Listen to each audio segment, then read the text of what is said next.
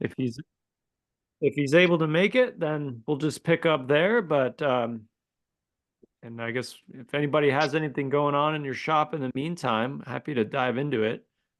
Um, if you didn't, I mentioned just a few minutes ago, but if you just recently joined, I sent an email to Cliff earlier today to confirm that we were on, and I didn't hear back. So I have slight concern that maybe he's not available. But we're all here and we're gathered. Yeah, Doug, what's up, man? Thank you. Well, let me turn my volume up a little bit first. I have a question. I had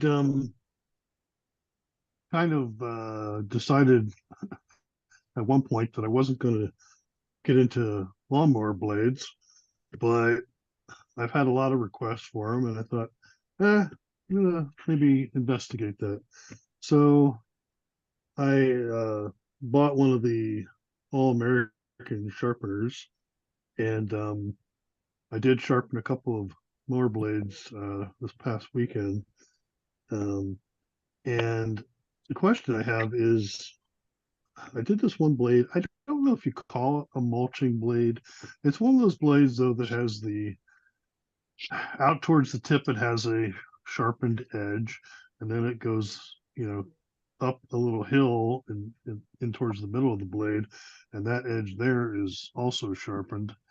And my question is really around getting the transitions between the low and the high, and what you would recommend for that, because I did it, but I'm not happy with the results I got in that transition.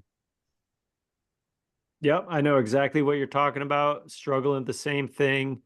I've approached it a few different ways. The most like, if you want to be precise with your angles, then you would set your angle for the high part and you do that, and then you adjust your angle for the part out toward the end of the mower blade.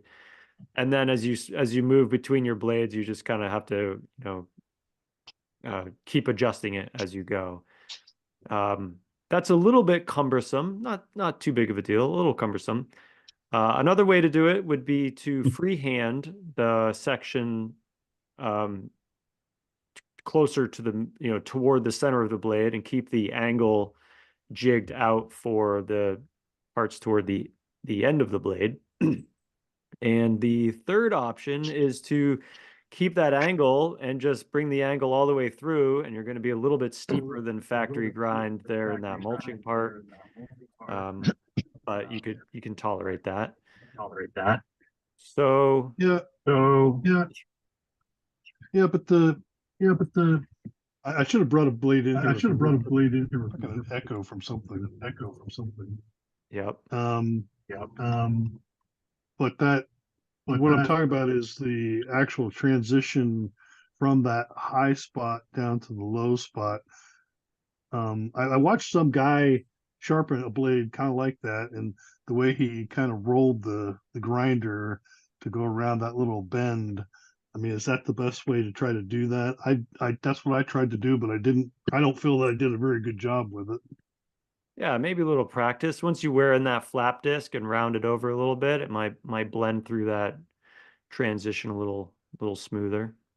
Okay. Um, now the bad thing about that is I sharpened this blade for a customer, and I don't like the way it looks. I don't know what they're going to think of it. I mean, it is sharp, and it's sharp the whole way across there. It's just that that transition doesn't look as nice as I think it should. Yeah, it's a part of growing, man. It's all right. Like, makes me think of that saying that Jim has, like you aim for perfection and settle for excellence and just keep trying to get better with each iteration. All right. And I do see that Cliff joined us, man. What's up? Good to see you, Cliff. I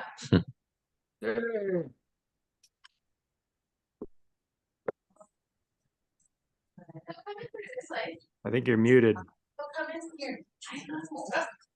So what I do is There we go. Gotcha. there we go. We can hear you. All right, cool. Sorry, guys. I'm technically still open, and I was rapidly trying to figure out how to contact you to say I'm coming and I'm here. And How's everybody doing? We're good. Nice. Sorry I'm late.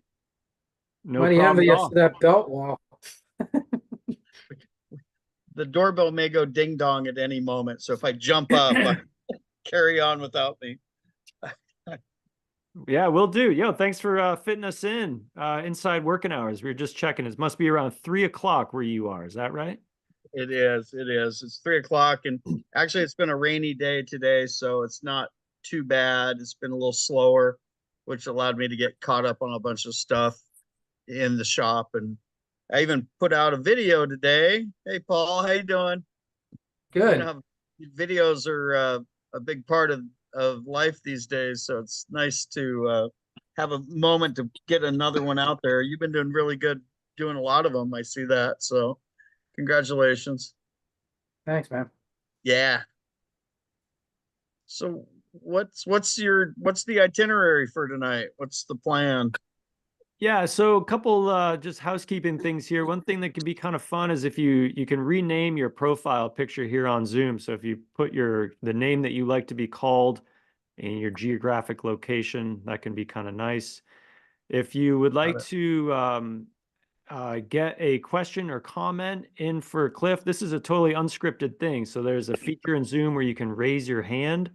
And if you do that, I will know to interject and get you in there. Paul has just done that to demonstrate how that works. And there was, Doug did have one question that came up, which we can get to. But yeah, so without any other housekeeping stuff, Paul, what's on your mind? So I've been wanting to ask Cliff for some time. Oh, One of the no, it's probably a pretty easy question for you. So I've bought the Trizac belts and I got 100s, 200s. My pretty much normal pattern for stuff is a 120 Cubitron, a A30, and then an A15. That's mostly what I use, but I have the 100s. I'm kind of wondering, like, when do I use it? What's its best use for? I find they get hot.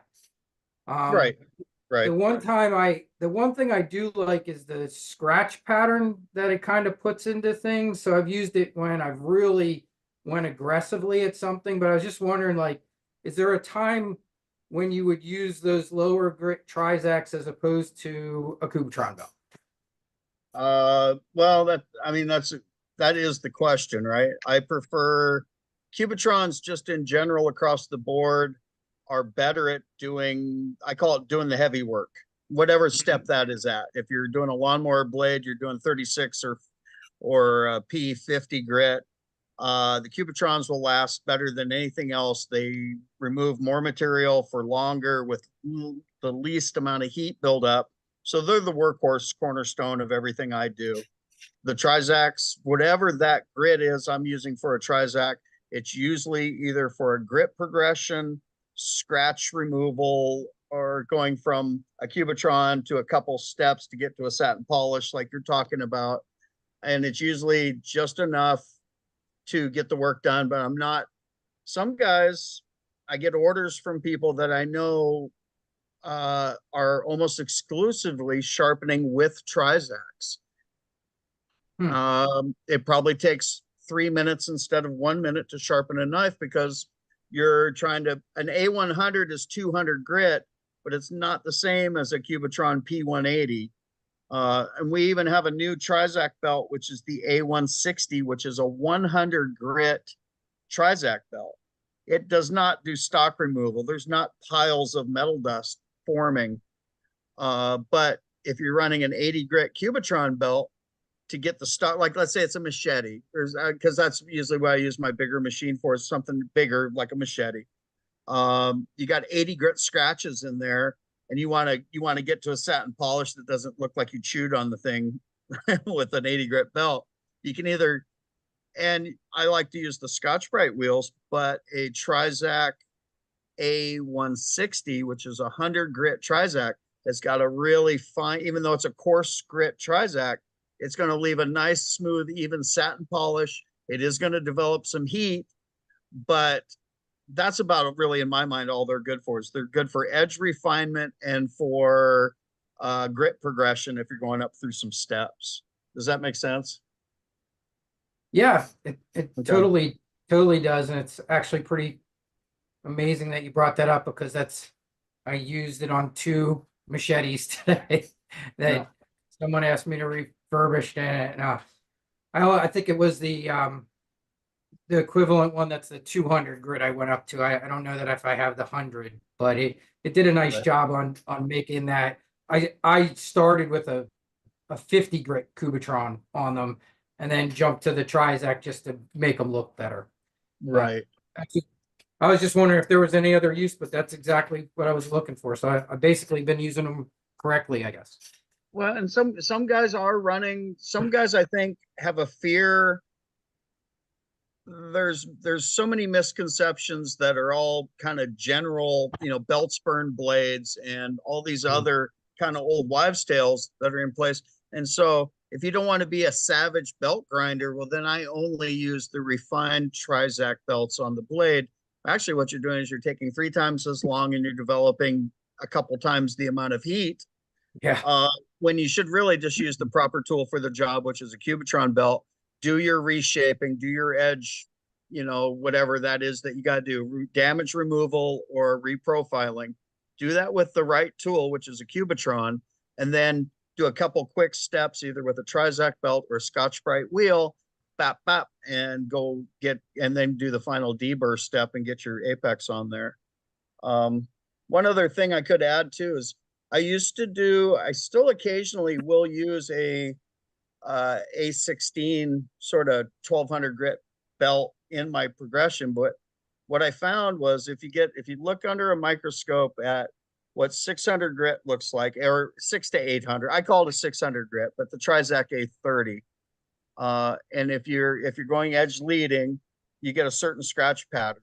And then if you go to a leather or felt wheel or your final deburr buffing step, the edge that it leaves, you can't really, that edge will look the same as if you did it with a 1200 step and then went to the wheel. So that step is kind of extra.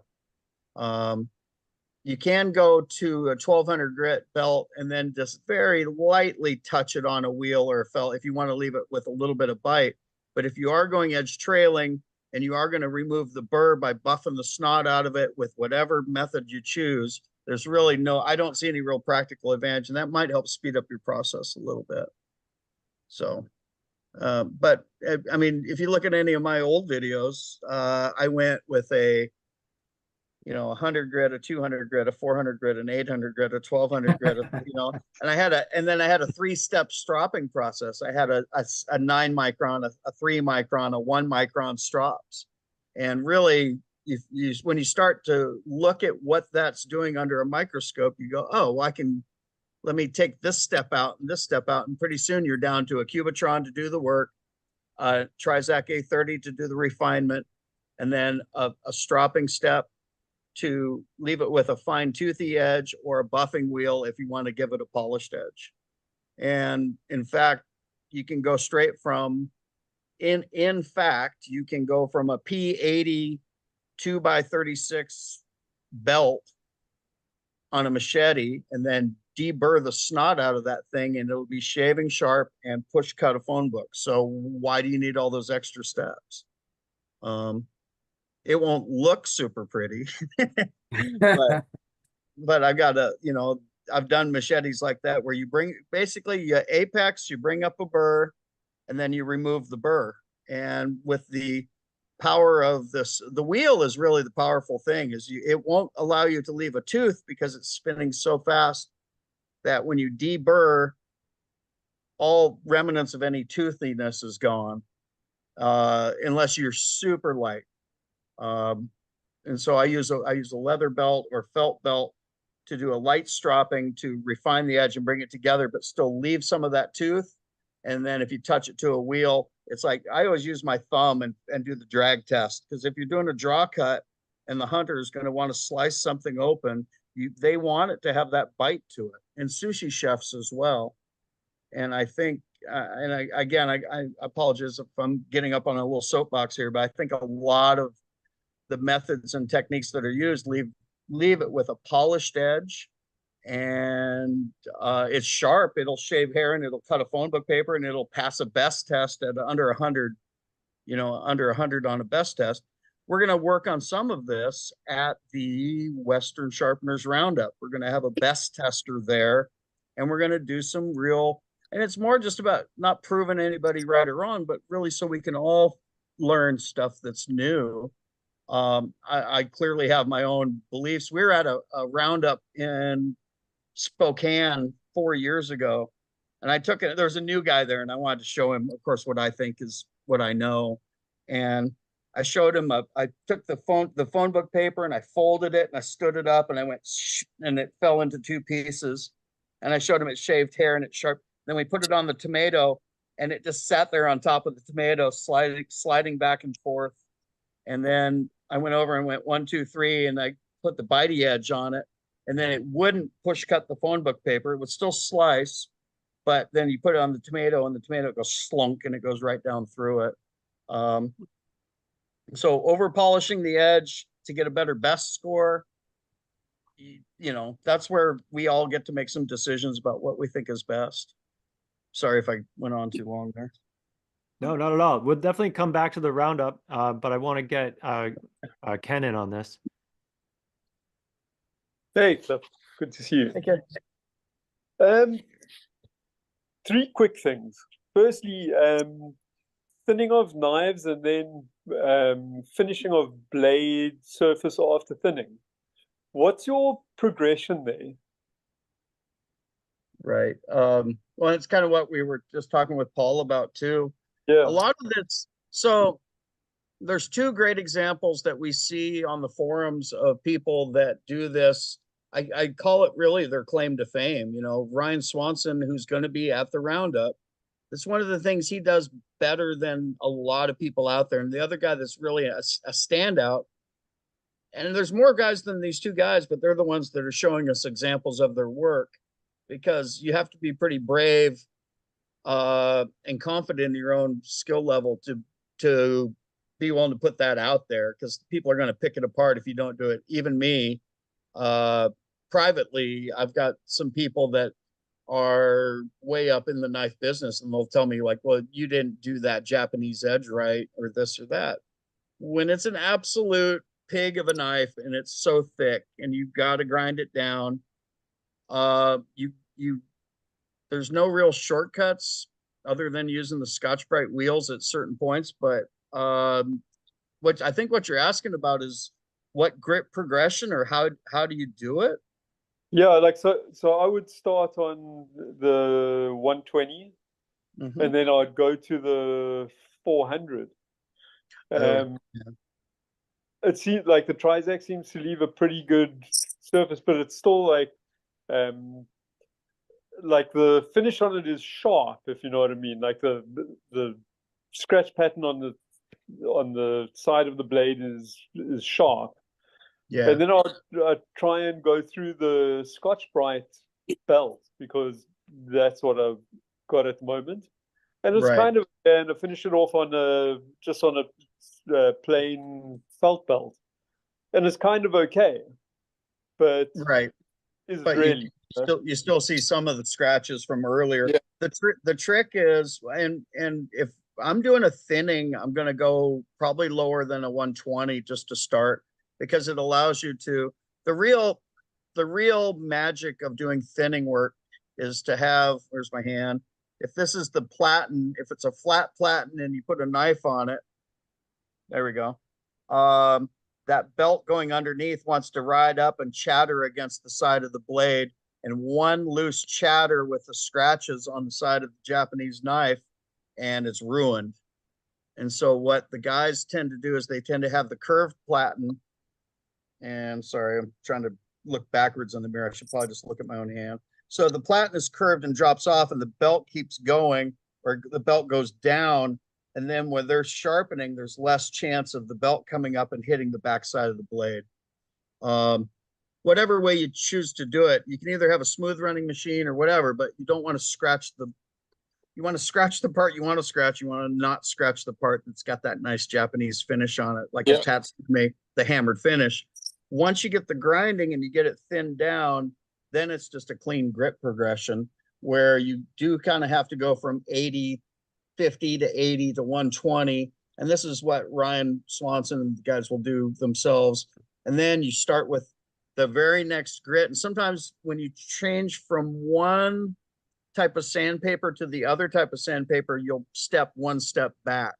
So if we went to, this is what we were talking about before, if you go to P120 Cubitron and then a P180, then go back to a Trizac 100 grit, and then the Trizac 200 grit, 400 grit, 600 grit. Most of the guys stop after there, and then you could go with a light Scotch-Brite or a Scotch-Brite wheel.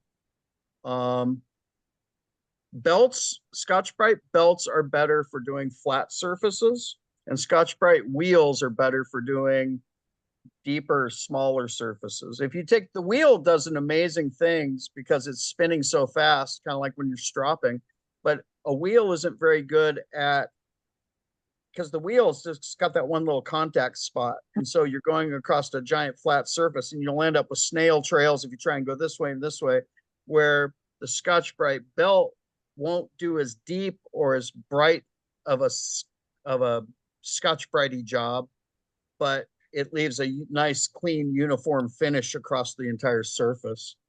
And somewhere in, if you take every Trizac belt you got and you go through each progression completely, you can get up to a spot where you got a really high luster, near mirror polished satin finish. But you can't get there from going from a 120 grit to a 400 grit to a Scotch-Brite belt. You're just missing a few steps, Ken, I think. So you got to like really go through this. Okay, yeah, that's even more than normal sanding. Well, and that's where the Scotch-Brite wheels can kind of cheat. So I can grind it in, do the work, hit it one refinement step, blend it all together with a Scotch-Brite wheel, 120 grit Scotch-Brite wheel, and then I'll take it with another couple Trizac steps, blend it in with the 600 grit Scotch-Brite, and then finish with a Scotch-Brite gray or something like that. You can use the advantage of the Scotch-Brite wheel to speed up the process. Okay. And then you can finish with a fine grit Scotch-Brite to kind of blend it all together and hide whatever there is. That kind of answers the question I was going to ask about like what would the major differences be between the wheels and the belts, other than one being a belt and one being a wheel? Right. But kind of. And let me just disclaimer it too. This is just my opinions and based on the things I've seen and so forth. But for sure, I mean, they both have their place and they both do amazing things.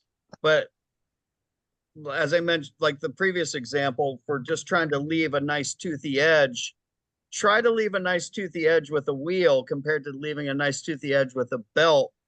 It's really easy with a belt. You just do a couple light swipes and you still got your bitey edge.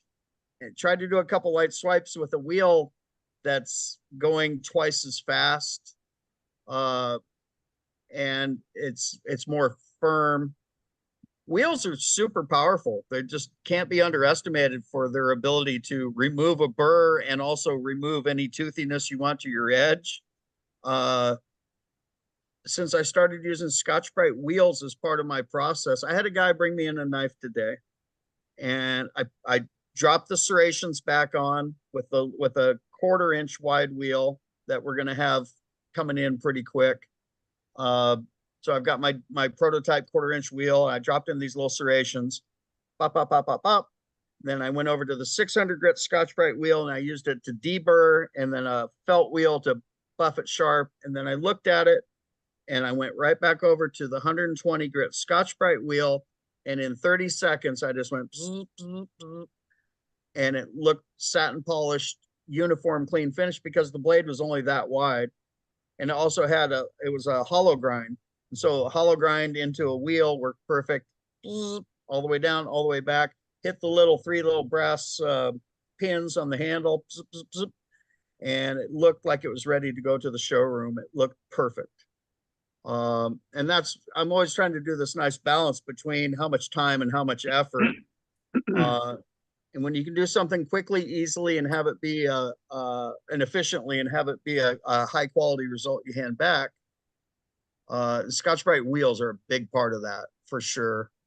The ones, and I was using them before I found the source that we have, but the ones that we are selling are aluminum oxide. The thing I found was I was having trouble breathing.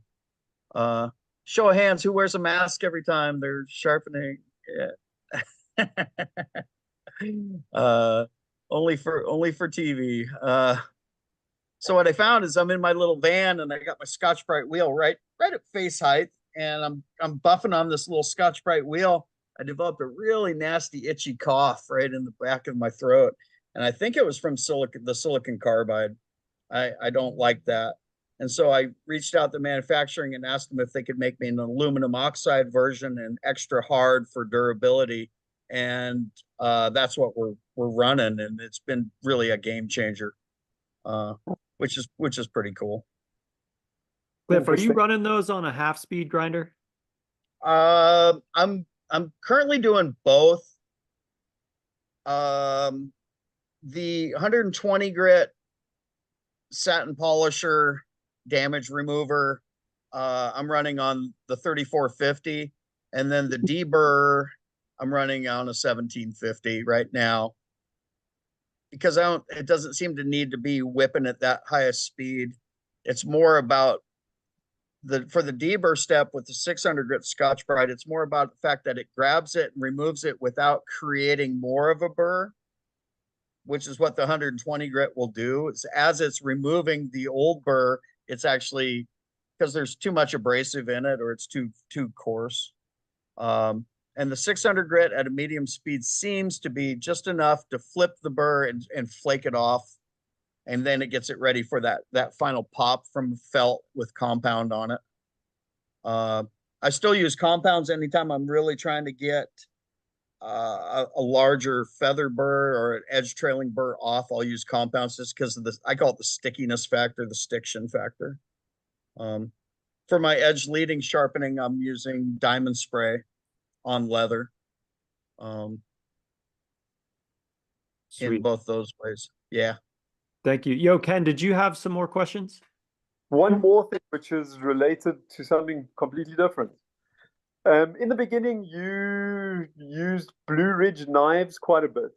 I've registered with them, and I've tried to approach some of the manufacturers, like one of the Shun Kanzo guys and the Victorinox.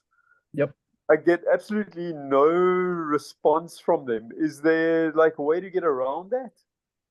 I mean, now we're running the brick and mortar store, and I'm doing quite a bit of volume, and I'm still using Blue Ridge. They've actually been exceptional to work with. The profit margins are good. You kind of have to pick and choose. Like Kershaw pocket knives, for example, you can find a Kershaw pocket knife that retails for 100 and they're selling for 65, but you can also find Kershaw pocket knives that retail for 100 that they're selling for 35. So I try and find the ones with a good profit margin, a nice variety.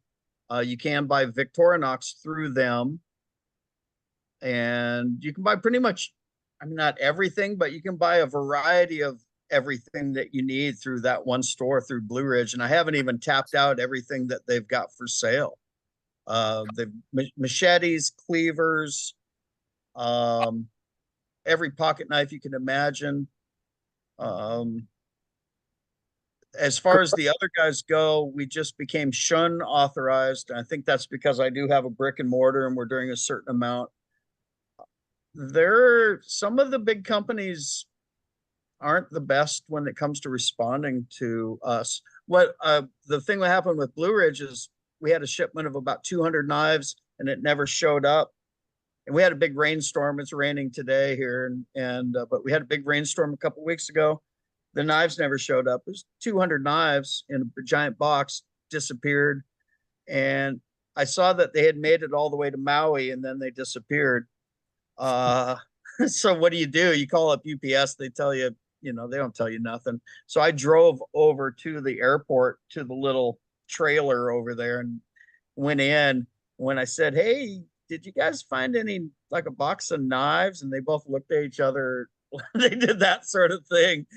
And she went in the back and she grabbed a burlap sack, a nylon burlap sack, and dragged it out. And inside that burlap sack was the soggy remains of 200 knives in the cardboard boxes. And I took it.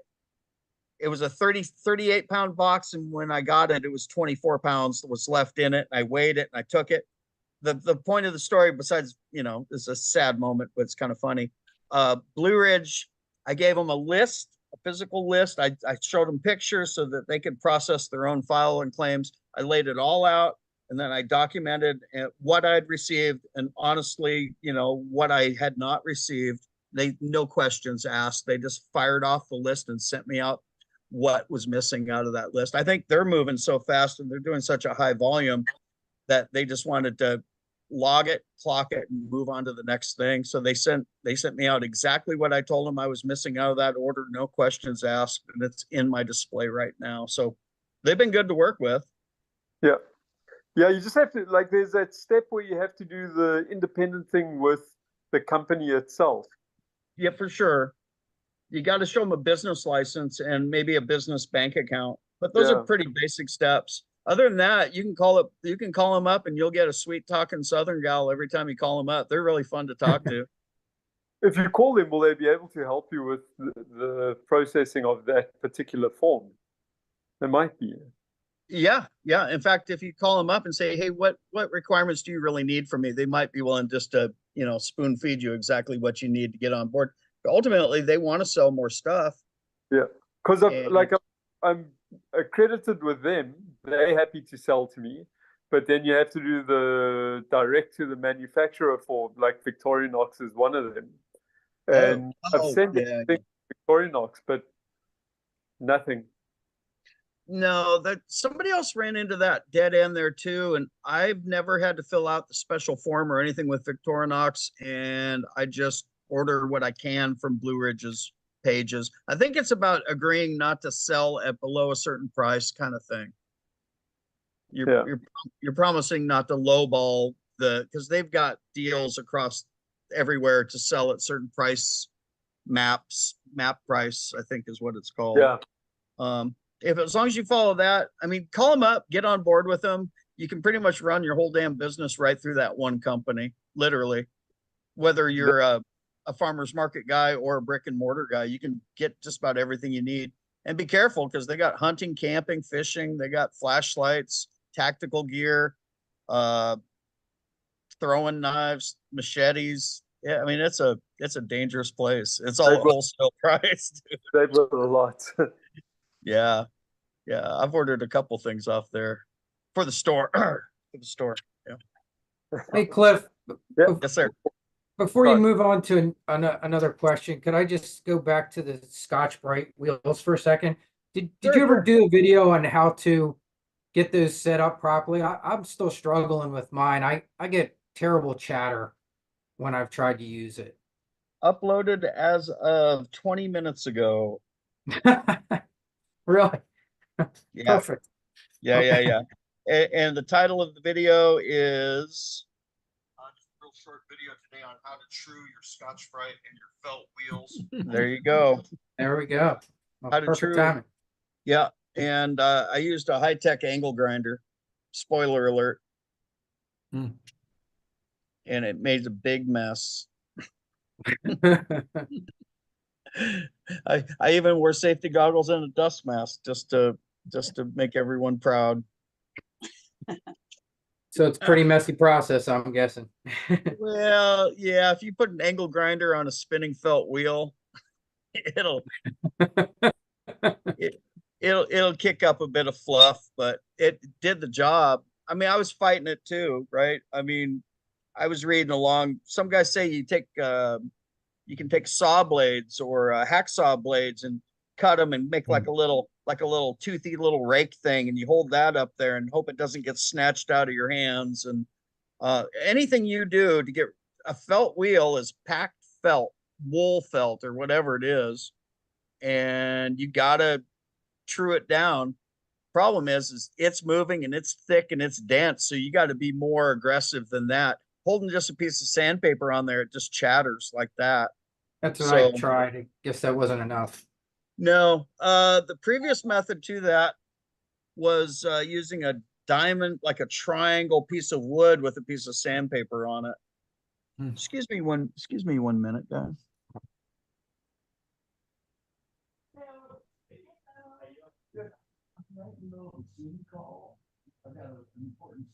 That's amazing. He can do the video before you ask the question. Yeah, it's pretty epic timing.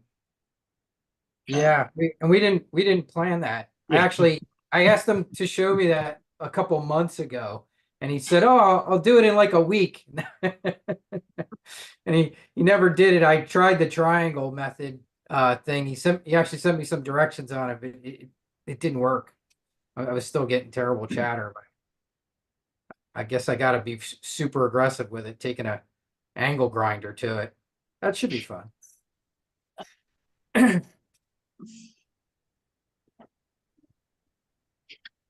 Is that more tools on the tool list?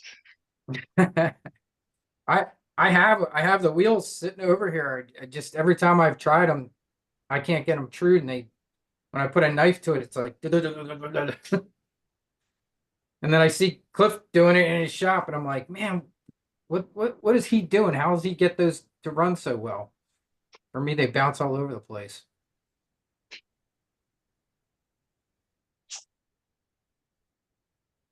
So I've just resorted to the Scotch-Brite belts, but I'm certainly not getting the RPMs that you're going to get out of that wheel or the torque. Paul, are you running yours on a full speed or half speed? I tried running it on a half speed, but it just didn't true. I tried using the triangle piece of wood with an old 80 grit Trizac belt on there, and I probably maybe I just didn't go aggressively enough at it. I'm really curious to see and watch and see what Cliff did. I might have been babying it too much to get it to true itself. Paul, are you talking about felt or the Scotch-Brite wheels? Well, I think it wouldn't. I think it could be either one. You have to use the same. You have to true the Scotch-Brite wheels too. I was talking about Scotch-Brite wheels. I know he That's what I mentioned thought. felt, but I think it's the same. I think it's the same process for either. You gotta true both of them. Otherwise, some of them are so hard. I mean, it will bounce the knife right back at you. What size was your arbor? The spindle? It's for the one that I was trying it on was a big jet 10-inch grinder, so I think it's what 3/8. Okay, yeah. I've got 5/8 and it's working on mine. It went on okay, and it was true. So maybe I got lucky. Right from the start. Yep. Great. Yeah, no, wasn't that lucky. I guess. Yeah, I have one of each too. I haven't had any problems with that. Yours were perfectly true right from. I didn't know that was an issue. Yeah, both of mine are smooth. Oh. Get back here, Cliff. I got some words for you. Cliff, how do you? Sorry, Grant. How do you true up the paper wheels that you make? The cardboard wheels. Oh, well, I after I cut them out and glue them together, I take it to my oscillating belt sander, and I just I've been putting like a, I'll kind of like put a stick through the middle so that I'm keeping one, and I kind of go around. So I get it pretty close on that. And if I need to take a little more off, I pretty much do most of it on the oscillating sander. And it's got I'm at 90 there. So, and if I need to true it up a little bit, I've just been using sandpaper on board, and that's been enough for that wheel. That's a softer, I mean, yeah, it's a softer wheel, and the cardboard comes off fairly easily, so I haven't had any issues with that. I use the orbital sander on the cardboard, on the grinder. Put the cardboard on the grinder and then hold the orbital sander on it. Okay. Yeah. Yeah, I'm sure there's many ways to do it. And Grant, while I got you clips back, if you want to go take it in any direction. Sure, it's kind of similar to what you guys been talking about. Thanks, guys. Sorry for the interruption there, for my distraction. No problem. Hey, Cliff. Yeah. So one thing I've, doing a lot of this similar things to everybody else, but especially like I'll find a method and I'll use it for a while, and then all of a sudden I get to a point where it seems like, how come they're not getting as sharp as they were before? And so recently I've been experimenting with the going from the 120 Trizac to your 600 grit wheel. Yeah. And I was getting really good results with that, and it was quicker for me, not changing the belt. And I was liking that. And then all of a sudden, like, it's just like one day, like, so it wasn't working as well as it was. And I don't always know if, like, did I develop some bad habit, or is there something that changed? And when I looked at it under a microscope, I couldn't see it with the naked eye, but I could see like little chips. So I was wondering, is there something like, do you have to like dress that wheel every once in a while, or to like tighten it up again, or like I'm not sure what's going on, or if I'm doing something different or what. Yeah, I mean, let me try and answer that for you in two parts. I'm the same way, and I imagine most of us are the same way, that I'll do 1, 2, 3. Let's say it's a fresh Cubitron, a fresh Trizac, and it's a fresh leather that I know it's good to go. I've got a reset. My reset, like I do the farmer's market every Saturday. And so first thing in the morning, I put a fresh belt on, a fresh Trizac on, fresh Cubitron, fresh Trizac.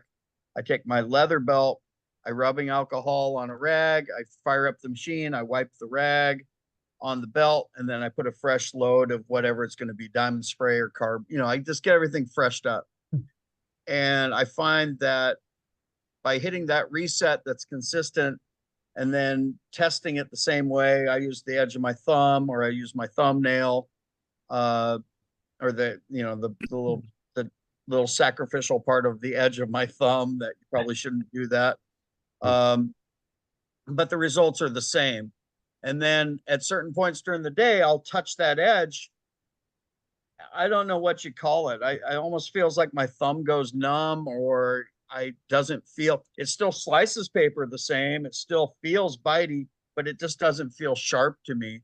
And yet it's shaving hair off my arm. And so if it's shaving and it's sticking and it's doing all the regular tests I've got, my feel for it seems to, go numb.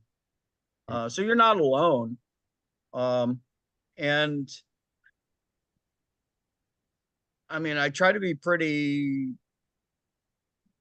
I don't want to say scientific, because I'm not a scientist. I'm a repairman by trade. But if you do the same results, you should get the same. If you do the same thing, you should get the same results. If it's a fresh belt, using the same process. Now, when you're going edge trailing and you got different pressures and different, you can lean on it different things like that. It could be one of your belts is worn out. It could be the chipping could be because you've got a fresh Cubitron and a weakened Trizac belt. But Well, if you got straight from the Cubitron to the Scotch-Brite wheel for a while. All right. I just didn't know. I mean, yeah, there's a number of different things that could be going on, but I was just wondering, like, let's say I have a counter on my machine. I've been changing and it's a 2x48, so I've been changing the 120 about every 150 knives. same. First off, that's great right off the bat. If you're getting 100 and some knives off of a single belt, that's really good. Yeah. I think maybe it's how I use it. The Cubitron, I don't know that I get that many, but anyway, but there's nothing in the Scotch-Brite wheel in itself that would cause that you would need to alter in some way to get it like back to fresh, like you would your leather belt, I guess. Even the Scotch-Brite wheels, I will take them and I keep a worn out P80 belt or on the hook, and I'll touch it to that Scotch-Brite wheel to remove the outer layer. I think they get a slight glazing or slight loading to the Scotch-Brite wheels, and you just touch them and give them, that'll freshen them up as well. So you can get a consistent use out of that. Right.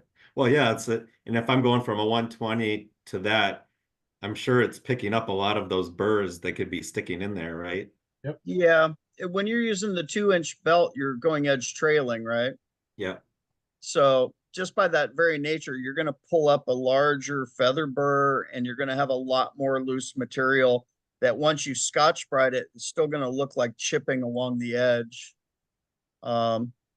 It wasn't like looking like that at first, so maybe it's the belt that, yeah, maybe I need a fresh belt. Anyway, I just thought but that's good to know that you do touch it with a belt every once in a while, huh? Yeah, for sure. Okay. All right.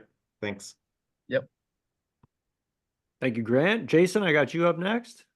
Hey, Cliff. Who is that? Serrations. Hello? Yeah, Hello? whatever. Stop. Serrations. Yes, sir.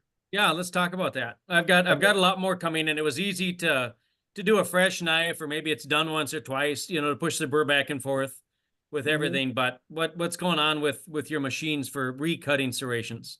Yeah. Coming soon to a theater near you. No, we have so bottom line is we were trying it with 200 grit and 400 grit, and I'm not offering the 400 grit anymore. If you guys want to try it with a 400 grit and cook some edges, go ahead. There's other guys out there that got the 400 grit wheels. 200 grit at either 1,000 speed with a DC motor or 1750 with a lighter pressure, which is the buck tool. I'm looking at them right now. They're 4 machines side by side, and there's a 1/4-inch wheel for doing 1/8-inch serrations. There's a 1/2-inch wheel for doing the standard 1/4-inch serrations you see a lot of. There's a 1-inch wheel for doing the larger bread knife scallops, which are the shallow, the shallow ones. And that is that'd be the second most useful wheel that I've got. And then there's another wheel it's coming up pretty soon. And then I got a Scotch-Brite wheel for deburr, the 600 grit, and then a felt wheel for the debuff, or the cardboard, as Grant, you were talking about, which is what I've been using, the cardboard wheel method myself for years because of its lightweight, it's porous, it's firm, it's easy to true. It has a lot of great characteristics, but I finally found something I think is as good as for consistent results, and it lasts longer too. But nothing wrong with the cardboard wheel. Whatever way you do it, it's the compound and the deburr step afterwards. The Scotch-Brite, the 600 grit Scotch-Brite, just flips that back and forth. If you've seen the one vid I did on the serrations where I cut it in, I think it's just a short little video, and then I take it up. It's a red prototype wheel, but it is a 600 grit. And you see the bird go, and you hear my kid go, whoa, and then he flips it over, and then the bird just starts flying off like tinfoil, tinsel, and then that it is hair shaving sharp every time. And so you can take and put perfect peaks back on, and you can actually make, when they're almost down to a ripple, you can bring them right back to pokey, pointy, sharp. and hair shaving sharp in just 1, 2, 3. And that goes for any of the sizes. That's why you need those different sizes. The other thing is that, let's say we're talking about the 1/2-inch wheel, which is the most common size wheel. The reason why a 1/2-inch wheel does a 1/4-inch serration, we know that, right, is because you're not doing, if it's a 1/2-inch wide wheel, it's not a full half circle, the serration. Serrations are usually half as deep as they are long. So a 1/2-inch wide wheel will do a 1/4-inch wide serration because you're not doing a full 180 degrees of the circle. That's not what a serration looks like. It looks like that. Sorry, like whatever. Then you have the choice of lifting up to go shallower and do a smaller serration, or you're changing the angle quite a bit on the actual bevel of the serration, but you can fit the wheel to hit a different size serration from just a 1/4 inch. So if you angle it up almost to more of like a, sorry guys, almost to more of like a 90 degree on the wheel. If this is the wheel, this is the knife. If you come in shallow, you'll get a small serration. But if you come in like this, you can almost get you can change the width of the serration. You're also changing the cutting performance and the angle as well. But there's a little bit of cheat room in there for sure. What do you suggest for motors? Did you just throw it on a buffer grinder, or I know you've got the single DC. Well, the DC motor thing, you know, that's what was out there, and that's what all the Tockler and that's what I was running the other stuff off of. But people don't, I think it's affordable. It's only $120 or so, but you need a special adapter and you can only do one thing. It's got the torque, which is the first thing, and it's got the slow speed. I still like going slower. If you see the edge of your serration cook, you're going too fast. I mean, you're softening the metal a little bit. Let's be honest. The 1750 buck tool has got a left side and a right side, and it costs $85. And with a 200 grit wheel, if you're really light with the touch, it doesn't cook. And so you got an affordable, compact form factor that can do two things in one machine. That's what I'm going with. That's the best I've found. Okay. And that's why I've got 1, 2, 3, 4, 5, 6, 7, 8 stations in 4 machines. The 6th station is still a mystery until the shipment gets there. I've learned to keep my mouth shut until it actually shows up. It's killing me. You're doing those freehand, right? I am, but also I got my one hand braced on the machine, and the other hand, I just slide and glide across. There's really no variation going up and down. I'm just going straight across. And so I'll touch and then touch and then touch. I do like the idea of that swing arm clamp though. Yep. Yeah, that's what I was going to say. Nothing wrong with that at all, because it doesn't slow down your process. You know, especially since you're going to do 20 or 30 of them all in a row. I find I can't tell that I've freehanded them, because you still got to push them in, and the push in parts where you're going to get the variation between this one, and this one is what's going to change how they look. You don't really notice a difference between the bevel angles between each little serration, the scallops. But what you do notice is that you pushed in a little longer. So the most important thing I find is keeping a consistent count. I go I literally count in my head 1,001, 1,001, 1,001. And by keeping that same pressure and also watching it, I'm doing it from the backside, but just being consistent and uniform. And I'm not just holding my arms out in the air doing it. I've got my elbow braced and I've got my hand braced against the machine. And then it's all in the wrist. There's no shoulders and arms and things moving around. And that goes the same if you're just even using the Dremel bit method, where I do like the idea, whoever decided to clamp it in the unit, clamp it in a vise and then use a Dremel that way. I mean, I grew up in Alaska, you guys. We didn't have a lot of stuff. We just grab it, hold it down and use your other hand and brace it against the thing. But I've had guys privately send me messages where they're holding the knife in their hand and they got the Dremel in this their hand and they're going, I can't seem to figure out why, and the thing's skittering all over the place. And That was me. huh? No, I mean, I always thought I always thought an arm like on a twice as sharp machine would be really cool for doing serrations like that. But the problem when I've messed with that method is that alignment. Trying to hit that scallop just right each time has been very challenging. So the Dremel bit method, that to me is the downest of the downsides to the Dremel bit method. I mean, the Dremel bits are 10 or 15, 20 bucks, and you can do them as quickly as the other, but they're rotating sideways. So they naturally want to jump out and go to that next scallop. They want to hop. And with the wheel coming straight on, and then you're coming straight at it, it almost self locks itself right into the gully of that scallop. And then the next, because sometimes you get them where they're just barely a little ripple left on them, and then you feel it. You can actually feel it go click, and it'll click right into that next little valley, and then just grind her down in. And I'll usually go back and do it 2 or 3 times. The first time I'm just trying to establish a new gully or a new scallop.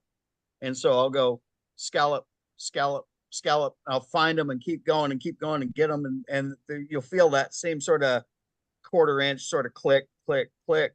Then I'll go back and I'll do 1,000, 1,002, 1,000, 1,002, and I'll grind it in until I actually see them starting to come up and make a point. And if it's too much and it's getting too hot, I'll come back and do it a 3rd time. Rather to do 3 little, I mean, we're still just talking about a minute and a half. It's not like this is taking 2 hours to reserrate a whole knife. If it takes a minute and a half to do it 3 times, we're still way ahead of the game here. And you're seeing enough of those that it's financially, feasible to get that machine? Absolutely. I mean, that's a really good point. So if the wheel, let's say you got the 1/2 inch wheel and the 1 inch wheel and the machine, and altogether it's under $250. I don't know if that's right. 85, 75. Yeah, somewhere around $250. And you got a machine that can do 2 different of your most common size serrations in one machine for $250. And what are you charging? 12 bucks a knife? Yeah, 12. Yeah. 12. So it pays for itself in the first 20 knives you do. And the quality of the work and the speed to get it done, there's no other way to do it that's that good. It seems like it's worth it. Yep. And so if I did it that way, I would hate it less than I do now. You'd actually look, you might even look forward to it. When people come in and they got the most jacked up serrated knife, I go, yay.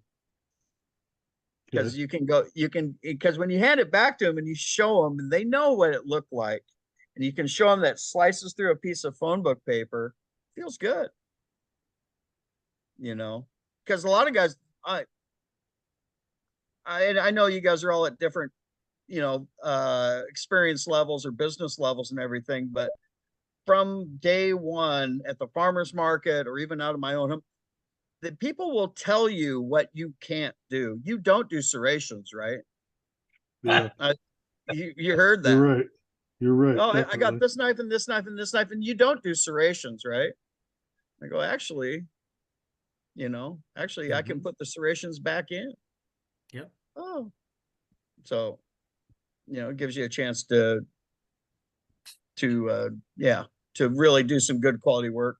And I don't think you really can do it any other way. So it's almost when you're spending $200 or $300 on different belt machines, they make us money.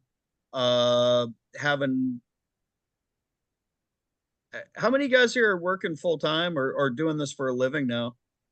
Some of you guys, I know Paul, you are, Jim, every day, baby. Jason, are you doing other things too? Or are you doing a lot of work? 70-30. Yeah. So 30 is job, but yeah, websites and sharpening. I've 70%. had a lot of jobs doing electronic repair and physical jobs and stuff. I've never had any job in my whole life that pays as good as sharpening does. And we get to do something we love, and it's fun. It's also a niche skill that you know, half the time the people that come in the store, they want to know, how do you become a sharpener? What is this weird thing? And I said, well, you know, parents were loggers and growing up working in restaurants, and kind of like the perfect storm of you know, playing with sharp things or whatever it is. But it is a really lucrative niche market. And so $250 for a serration station that can allow me to do professional work and hand it back to people every day, and I can make that $250 in an hour. That's not a bad deal. But yeah, if you're just a home sharpener kind of guy, it probably wouldn't make sense at all. People freak out because they don't understand what we know is that $250 is like 30 knives, and I can do 30 knives in an hour. Yo, So- Cliff, I do want to do explore more about like what's evolved in your business since the last time we chatted. Okay. But I also want to get Jim in on this too, so maybe we'll come back to that after. Okay. Hey Cliff, have you had Yeah. a chance to talk about your show that you're doing? We've touched on it briefly in relation to some of the aspects of just some brief aspects of the show, but nothing really. I mean, just teasers. How about your how about the vendors that are going to be there? Can you address some of the ones that are going to be there? And then I know that you've requested from people that they make some suggestions on that too. How can the group help you with that? Yeah. Well, what I realized is that, I mean, we're on our way to having a full show. I mean, full enough. There's full and then there's over full. We're currently at about 50 plus people, and I'd like to see it at 75. If it goes bigger than that, that's great. Already and I know from previous events that they will pack in right towards the end. It seems to be the running way. Already we're at 50 plus days, and we're seeing an uptick in the number of people that are signing up to come to the event. My goal for the event is to make it as action packed and full of activities as possible, with presenters, educators like yourself and me and the other guys that are there presenting the information, but only a part of it, to where you're not just sitting in a lecture mode with a pen and paper taking notes the whole time. So with that in mind, we have one speaker in the morning. So we have a full breakfast, one speaker, open it up so we can all go do what we do best, which is brainstorm and learn and free flow and have fun with each other. And that's the structure format is, you know, breakfast, a speaker, lunch, a speaker, and in between those events is all open workshop. While that's going on, then there's going to be door prizes, competitions, testing, and then there's also going to be a secondary back room where we can have side discussions on some of the things that maybe aren't so mainstream, because we only have so many spots for the main speakers. We got you, Dennis Brooks on scissors. Brian Swanson's going to do a presentation on thinning knives and Japanese knives that he does a really good job on. I'm going to probably talk about farmers markets and small pocket knives and demonstrate some techniques on that kind of stuff. But the rest of the show is also more of the same, but where instead of me doing it in front of the class on a projector, we come up and we talk and you say, hey, like we're doing right now. Grant's like, hey, I got a question about this, or Jason wants to know about serrations on that. And we can just go play around and do that kind of stuff together. And there's groups of people working on stuff individually. As far as the vendors go, everybody that's an instructor there also gets to be a vendor there because they're participating in the show.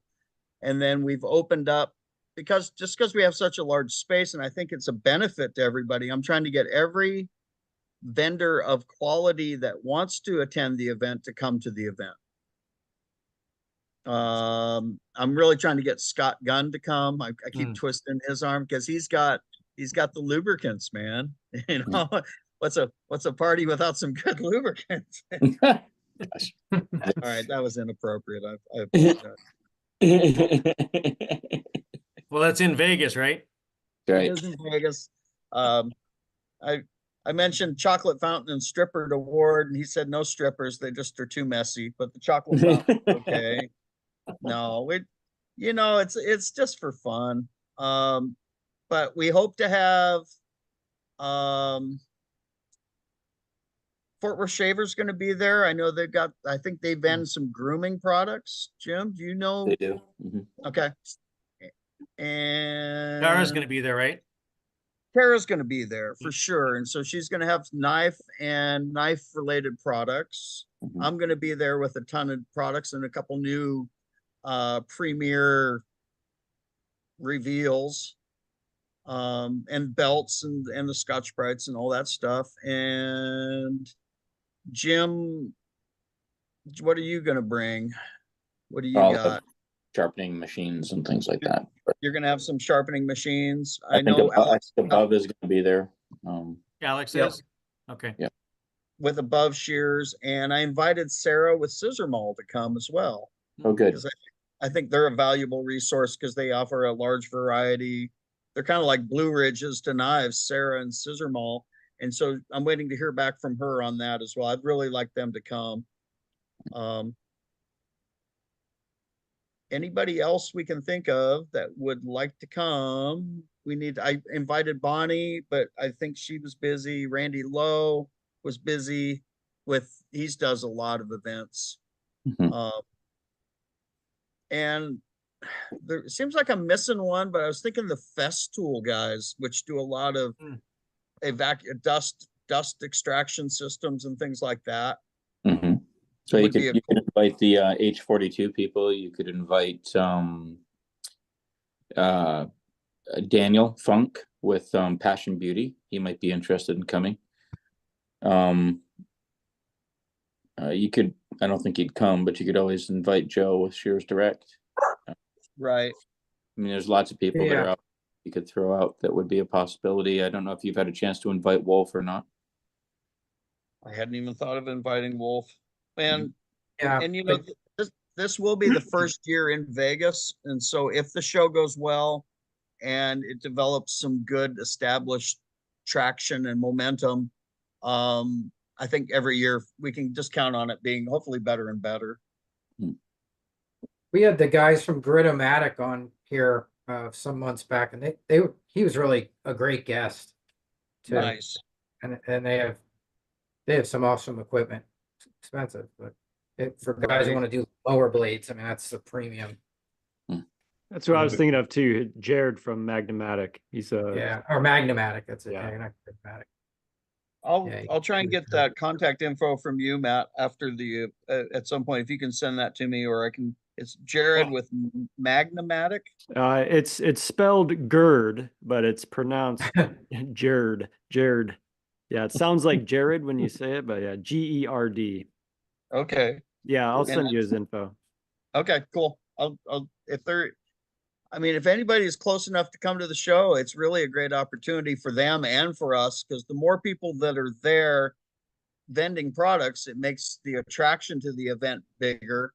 And of course, it's an opportunity for them to get their name. That's why I really wanted to get Scott, because I know Scott Gunn helps a lot of people. He's part of our community. He's exactly the kind of people that I want to encourage and promote. He spends a lot of his free time helping train people and teach people about sharpening. And then he's got these amazing products. I'm like, get over here, man. Come on. But I think he's got more irons in the fire than you can know. He's also into jujitsu or self-defense training and all different kinds of things. But whoever can get there, you know, and anybody you know that's would make a good vendor, please just send them my way. Yeah, get in touch with me. We got 50 plus days. We almost got 2 full months still to the event, which is going to go quick. But that is hopefully you guys can all come to. We did offer Matt, did you get the memo on the discount for all the guild members as well? Yep. Yeah, I made an announcement, and the discount code is on the discounts page. Okay, perfect. And that's just a little bit of something to help encourage you guys. It's for me, if I wasn't having the event, if I wasn't putting on the event, I would still be there, because these are the most fun things I've had in doing, just hanging out with the guys. The energy can be pretty intense. Jim, you can speak to that as well. Yeah, it was really great last year, and it was, you know, the first time that Cliff had hosted it this past year.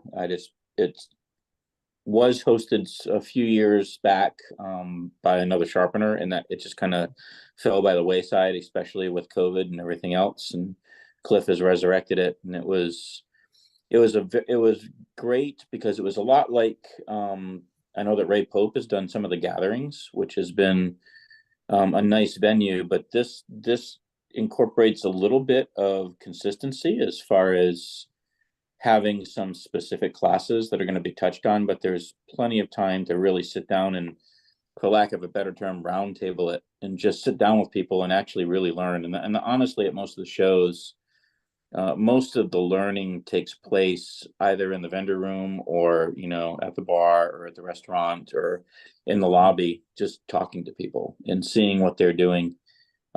It's a good venue for that. So Cliff has done a good job at the last one. I'm looking forward to this one. So thank you, Jim.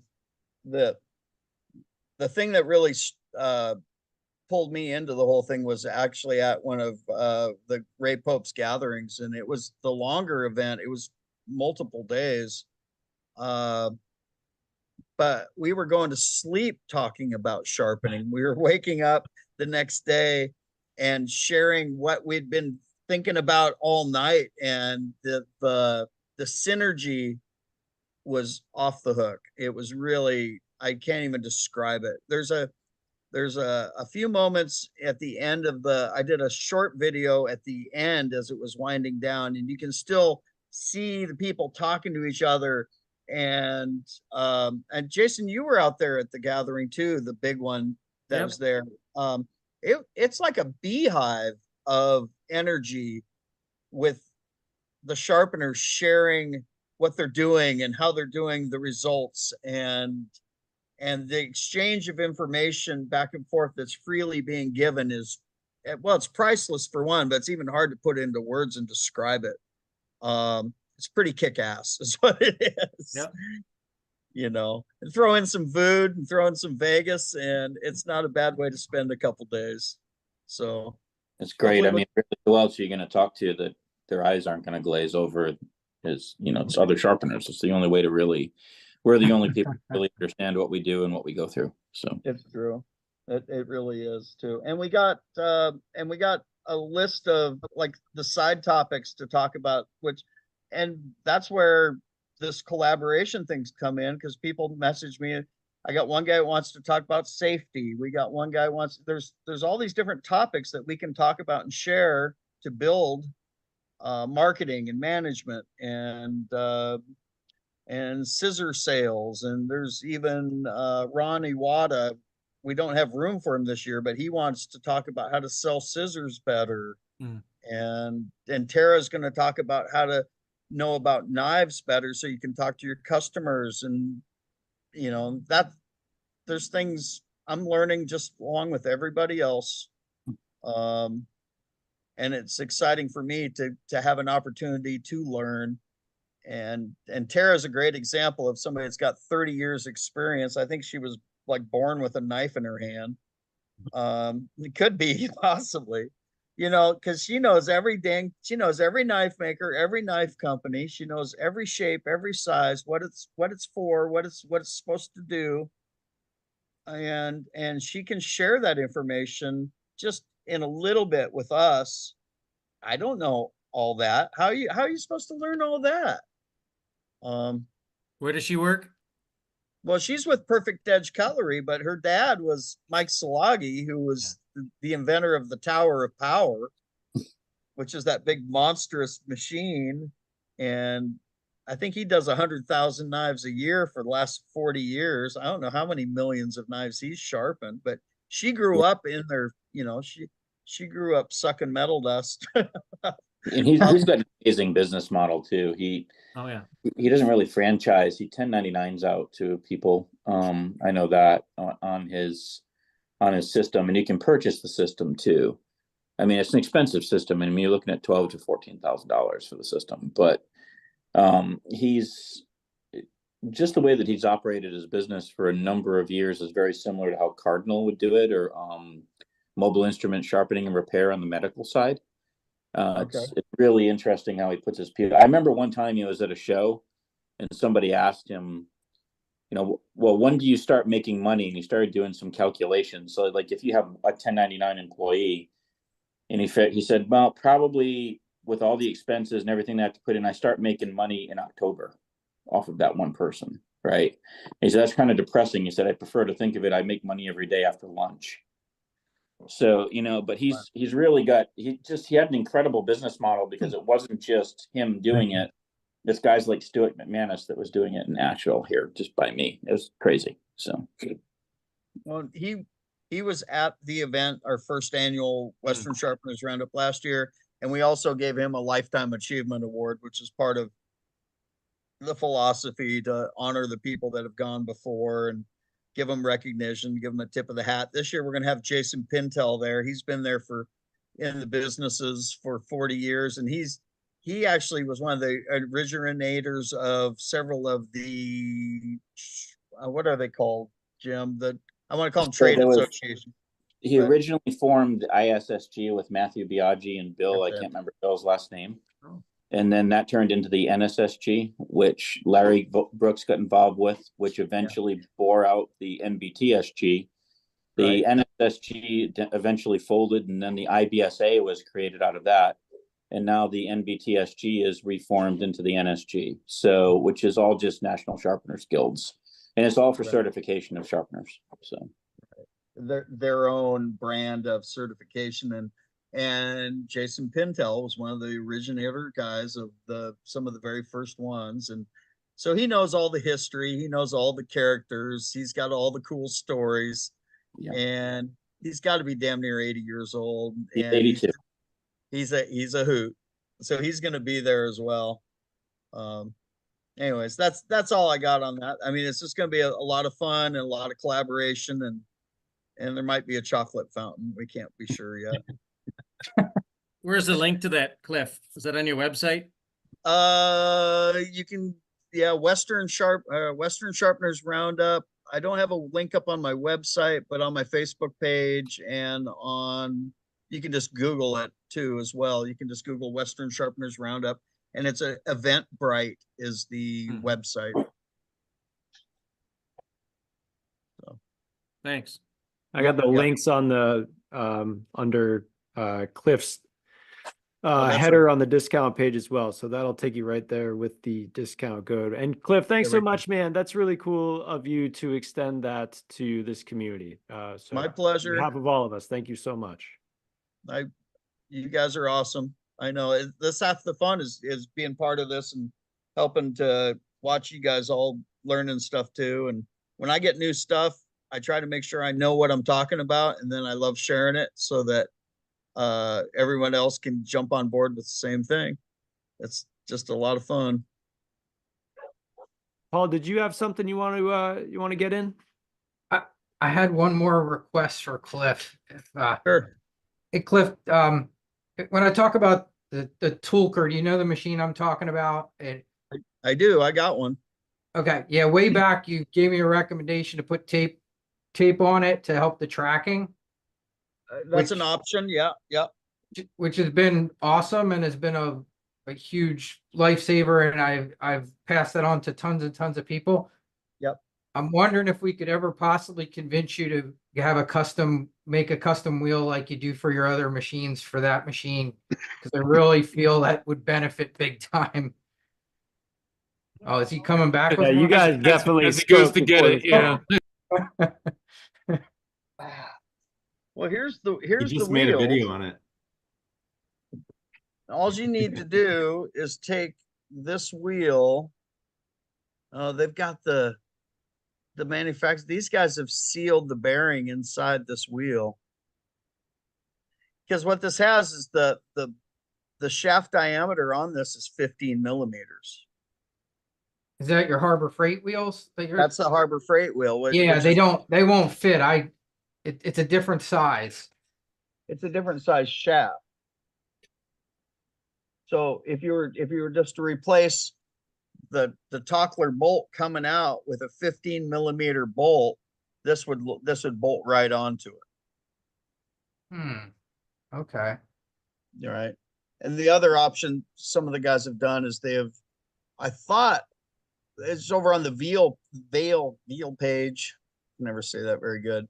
But he replaced the bearing. This is a 6022 bearing, and the inside diameter of the bearing is 15 millimeters.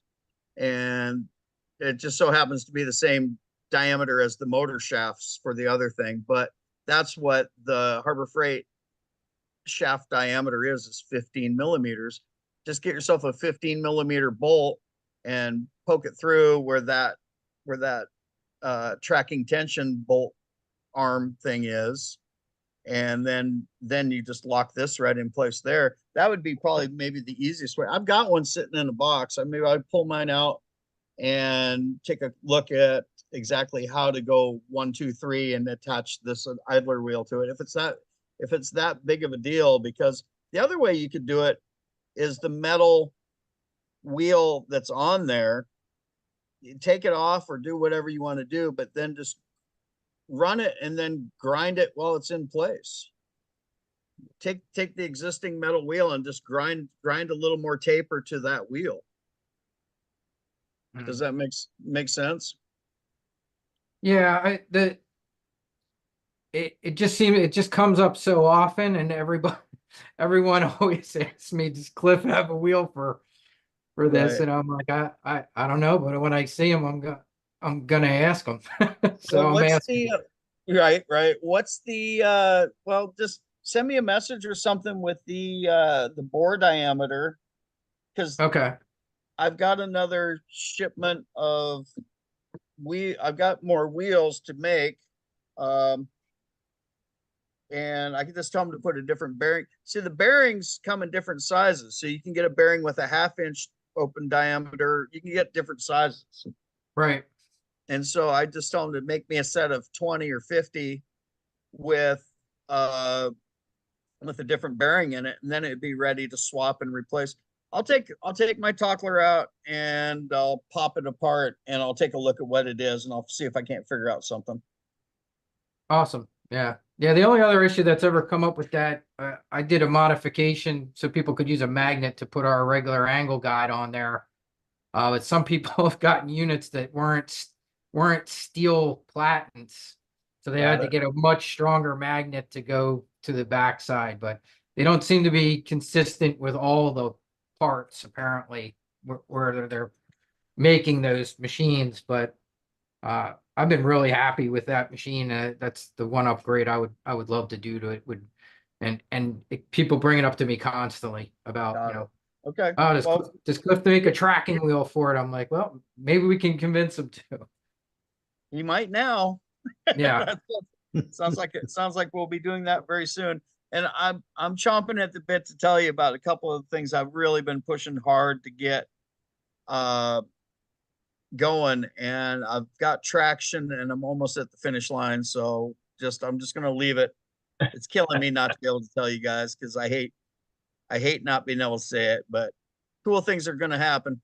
Couple cool things, affordable, simple, and maybe not life changing, but definitely quality of life changing. and I got to shut up. So sorry. Well, Look honey, forward I to hearing mean, it. you, Okay. Tiff, before we set up this call, you mentioned that you're considering getting out of your van and your brick and mortar now. I think it's been like 2 years since we connected. I don't want Yeah. to try to grab the whole story, but could we get like 2 to 5 minutes of the evolution of your business over the past little bit?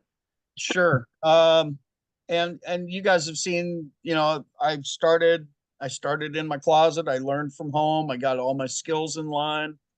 I got my first farmer's market. I got rained on. I went home. Well, let me back up. I was in the closet, and then I got the farmer's market gig. And then I told my wife, honey, I think I'm going to become a sharpener. And she said, I don't think we can afford for you to do that. Which I remind her of that all the time. I said, literally, I'm going to do this one way or another, and I'm going to drag you like a boat anchor from hell all the way with me. And I'll remember that you were a boat anchor, or I'll remember that you were a cheerleader. So you can pick whichever one you want. And she's just the show me state. They don't, you know, what do you mean you're going to make money grinding little things for people? They don't get it. But we started doing the farmer's market, and of course I'm bringing home in a couple hours $500-600. I'm just starting out at the farmer's market. She got on board real quick. You know, they all of a sudden the faith magically appeared once I started showing her that we could consistently do some income with this business. And then I got rained on at the farmer's market. It rained sideways. And it came in and it got in my bench grinders, got in my 1x30s. And I went home and I cried to her and I said, honey, I need a truck. And she said, yes, you do. And I thought that was the moment. That's one of those moments where you go, oh, wow, she actually believes in me. Because I'm talking about buying it. I had it all mapped out. I was going to get the Ford Transit Connect. It was $15,000. Paid it off in 8 months. And fully tricked it out with the little DC motors, and then started driving around. I've done field service electronic repair a lot of my life, so I know the deal, you know, drive around, fix things, go on to the next spot. I've also worked in restaurants, so I was pretty comfortable working in restaurants. It didn't take long for me to start to develop a little route with a little checkerboard calendar. And then as that calendar started to fill up more and more, of course, the income is filling up more and more. My days are filling up more and more. And it just progressed over the next, like you said, over the next year or two.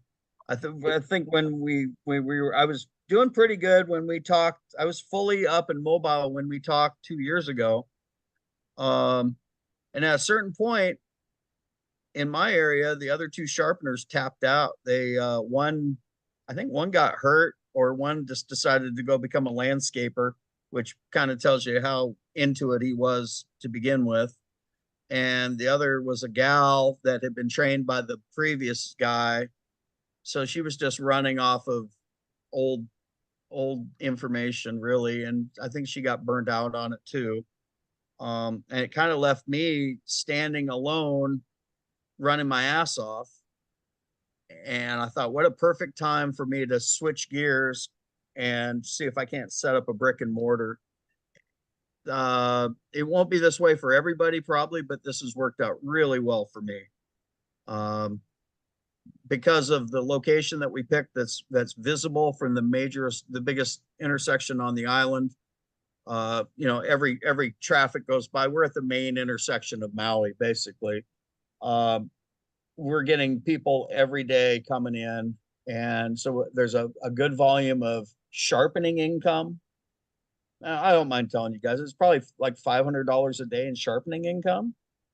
And if I'm doing sales, that 5 minutes, I had to step away. 3 minutes, I stepped away. I just sold a $140 knife. That's probably got a $50% profit on it. So I made $70 in a minute and a half. And so being able to sell products and offer sales and service without having to run around in a truck is really kind of nice. The rent is kind of steep, and it's a little bit scary. When you got an overhead, a consistent overhead to cover, that's everything I've done has been incremental. Matt, we talked about that before. First I got one machine. That machine paid for the second machine, the third machine. The machines paid for the van. I didn't just go out and throw $40,000 out and buy a van and see if I could make a living doing it. I had an income stream. I had a plan of action, and it was incremental. And now I've got the shop that then has allowed me to buy new machines and new processes, and it's stable. And I think we're actually at a holding pattern. The van hasn't been driven in over a year. The battery's actually dead. It is a billboard out in the front parking lot facing the intersection. And I'm preparing to actually, I mean, it's a perfectly functional little mobile mini sharpening rig, and I'm about ready to gut it and pull the strips off of it and sell the van for $10,000. Because that it sat there for a year. So I'm waiting for the tires to go flat in it. Basically, I kept thinking, well, maybe I'll need it for some sort of emergency Superman mobile job, or they'll need me. This is Monday through Friday. This is the gig, and the van. I've done that other work for a long time, so this is nice to be. I come in the morning, I turn on the music, I get a cup of coffee, and I sit down in my own shop, and it's a feeling that is undescribable. It's a really good feeling. I also enjoyed being Superman and driving around all day on the road, being the go-to guy and in and out of locations, and that's fun too, especially when you're making good money and they're handing you buckets of knives and you run out to your truck and sharpen them up and you run back in. And I also like farmers markets where people come up to you and you get to see the same people every week, and it's all part of the collective of it for sure. But that's where we're at now. Is I don't think I need my van anymore. It feels weird. I haven't gotten rid of it just because I'm afraid to get rid of it. Like, what if I'm waiting for the other shoe to drop, and the other shoe ain't dropping, so maybe I just need to sell the van. I don't know. Yeah, Jim will buy it. Yeah. I better strip it out and get rid of it before somebody buys it and goes into competition against me. I don't know. That'll be a hefty shipping price though if I decide to buy it. So Jim, you got a better van than me anyway. Realistically though, Cliff, I have a friend of mine who actually, because of COVID, he ended up having to come off the road because his wife is a leukemia survivor, and she's been back there. She has had a lot of health risks. So he went to mail order clipper blade sharpening. His main focus, he was probably 85% groomers. And he still has his van as well because he's afraid that the other shoe may drop, but his business just continues to grow because it gives him the opportunity to be able to market in different ways and reach out to other people. Where he was in his state, he was limited by the runaround that he could do and the routes that he could actually do. And now, I mean, he can pick up business from anywhere, and he can spend an additional time that he's not driving actually marketing to other places as well in order to be able to try to bring more business in. Now he's helping groomers that are in towns that either are too far away for mobile groomers to go to, or they're in areas where they have somebody they're not happy with and they want to try somebody different. So nice. I think what I'm hearing you touch on too is the moral of the story is there's definitely more than one way to do this. And the traditional way is you get a van and you drive around all day, and it doesn't necessarily have to be that way. There's definitely more than throughout one my way. career, I've had people tell me over and over again, like you were saying before, well, you don't do serrations, do you? Well, I've had people tell me pick up and drop off doesn't work, or a stationary brick and mortar store doesn't work, or the only way to do something is this or this. Everything that somebody told me something won't work, every time I knew 5 or 6 people that were doing it successfully. And when I say successfully, I'm talking about high 5 figures, early 3-figure incomes doing it. So No, that's right. And some of that's going to be geographic dependent and Sure. location dependent and economy dependent and so forth. Some guys are crushing it just at the farmers markets. Sure. I found I was hitting between, I've never hit $1,000 a day sharpening at a farmer's market, but I had a couple really good $800 days. And if that's averaging out for 1 day a week, 4 days a month, and I'm pulling in an extra $30,000 a year, 20 to 30,000 from that, that's a pretty low effort, high reward spot to be in. There's one, you know, I wasn't sure if we were going to get Ryan Swanson to come to the event this year, but a good friend of mine is Elliot, patron saint of knives. He goes by Elijah online, and he probably sharpens 50,000 knives a year, something like that. And they all come to his house. That boy don't even need to get out of his pajamas. That's great. I mean, you know, and when he you doesn't, think he doesn't talk to him. He doesn't look at him.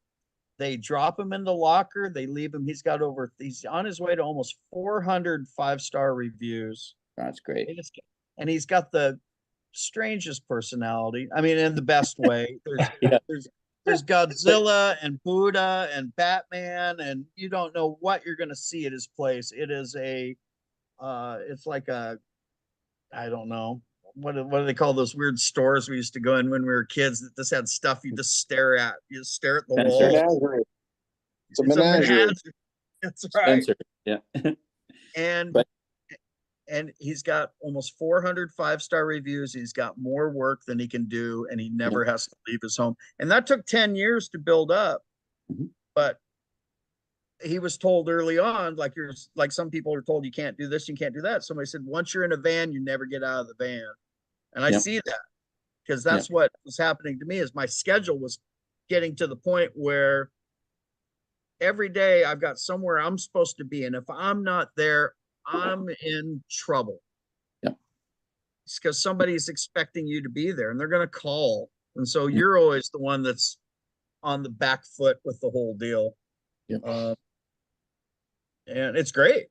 You know, if you got the time and the energy, and it's the energy, it's, you know, I've done field service for 20 or 30 years, driving around and repairing stuff, but also I've never had a calendar booked out where it was every 2 weeks for the rest of my life. I have to be at Makawow Steakhouse between 2 and 4 o'clock. And now what I find is that a lot of those places come to me. Good. Which is hilarious to watch the general manager for Ruth's Chris Steakhouse bring in a tray of knives to me all the way downtown, because he doesn't really have a choice. They one way or another, and it's just opened up all kinds of new opportunities. So whatever way you choose, there's ways to make it happen, and you can do a lot of that without taking a huge risk. That's the thing I think that scares me the most, is when guys don't have their skill set together, or their confidence, or their market, you know, they're just not ready yet. And then they go and buy a $50,000 van, and it's got a couple 2x4s and a 1x30 in it. That is not the way I would do it. I can't say it's the wrong way. But that is a gutsy move, you know. But if you go out there and you hustle, though, there's opportunity everywhere, and that's the trick. And there's places sometimes you don't even know to look. I mean, the most recent one I just discovered, I was on a call today with a medical instrument sharpener, and what he's ended up doing he put a video up on his website. He is getting tools in from gynecologists all over the country where he sharpens this one specialized biopsy tool. And he said, I can't believe the amount of business that he said, eventually this may become my sole business, sharpening this one type of tool. Oh, wow. So, I mean, it's just nuts. So the more that you do, and the trick with a lot of these businesses is a lot of times your niche finds you. You just have to provide that opportunity for that niche to show itself. So And dovetailing off that, everybody that comes through the front door saying you should do this isn't necessarily your friend, kind of thing. Right. And I've seen that in other businesses before, but about once a week I get a guy coming in telling me I should do carbide saw blades. Well, that's a whole different business. I will tell you, I can't say who his name is, but it doesn't matter. But when I was starting out, I had a guy reach out to me privately and he mentored me, which is such a great feeling to have somebody that takes you under their wing and kind of gives you the what for and keep it simple kind of thing. And this is how you can get good results. And what he told me was you got scissors, you got clipper blades, you got knives, and the king of them all that nobody knows about is surgical instruments, medical and dental and surgical. And if you get the right ones, you can just go zing zing and it's $8, zing zing and it's $8. And some of the times you see these guys with these packs of hundreds of these surgical tools. Whether we have a humane society here, and they have probably 200 surgical tools, and I do them a special. I do a donation thing, or what am I trying to say? Where I take it as a deduction and do it at no charge for them, because they're helping our community, and that's good for everybody thing. But they can do 200 of these surgical tools, and it'll take you a couple hours. That's like $1,600 worth of work. And so there's some real opportunities, again, that some people might not even think are the golden goose, and they're underappreciated or even overlooked as opportunities, I guess. And that could be anybody, anytime, like you're saying about the podiatrist guy with one tool. I'd love to know what that tool is, by the way, right? Well, it was gynecologists. Oh, God. Oh. and it's the biopsy tool that's used. Ooh. Just by Yale. Yeah. Yeah. That's a little awkward, isn't it? Pretty big difference between the two. Yeah. Yeah, whatever you're into. By a couple of feet. No.